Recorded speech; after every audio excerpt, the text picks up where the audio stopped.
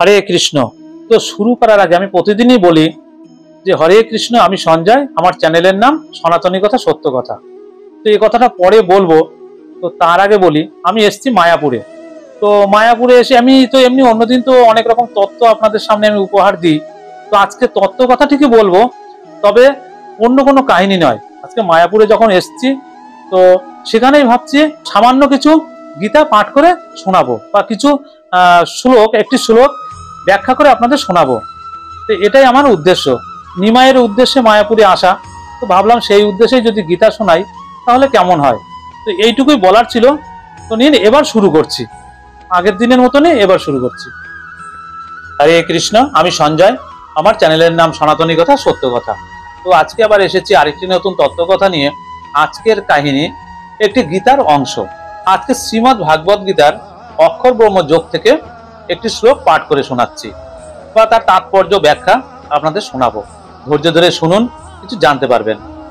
আব্রহ্মা ভুবনা লোকা পুনরাবর্তী নহর্জুন মামু পেত্তা তু তন্তেও পুনর্জন্ম ন বিদ্যতে।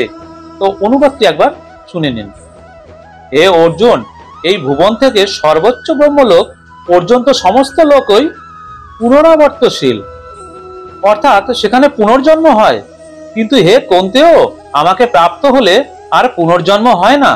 কর্ম, জ্ঞান, হঠ আদি যোগ সাধনকারী যোগীদের ভগবান শ্রীকৃষ্ণের দিব্যোত্থানে প্রবেশ করতে হলে পরিশেষে কৃষ্ণ ভাবনায় ভাবিত হয়ে ভক্তি যোগ অনুশীলন করার মাধ্যমে পূর্ণতা লাভ করতে হবে। ভগবান শ্রীকৃষ্ণের এই দিব্যধামে একবার প্রবেশ করতে পারলে আর এই জড়জগতে ফিরে আসতে হয় না। এই জড়জগতের সর্বোচ্চ লোকে দেবলোকেও প্রবেশ করলে এই জন্ম মৃত্যুর চক্রতে বারবার ফিরে আসতে হয়। মর্তবাসীরা যেমন উচ্চলোকে উন্নীত হয়, তেমনই ব্রহ্মলোক, চন্দ্রলোক, ইন্দ্রলোক আদি উচ্চলোকের আদিবাসীরাও মর্তলোকে পতিত হয়। ছান্দোগ্য উপনিষদে উল্লিখিত পঞ্চাগ্নি বিদ্যা নামক যজ্ঞ অনুষ্ঠানের দ্বারা ব্রহ্মলোকে উত্তীর্ণ হওয়া যায়। কিন্তু ব্রহ্মলোকে কৃষ্ণ ভাবনার অনুশীলনে না করলে আবার পৃথিবীতে ফিরে আসতে হয়।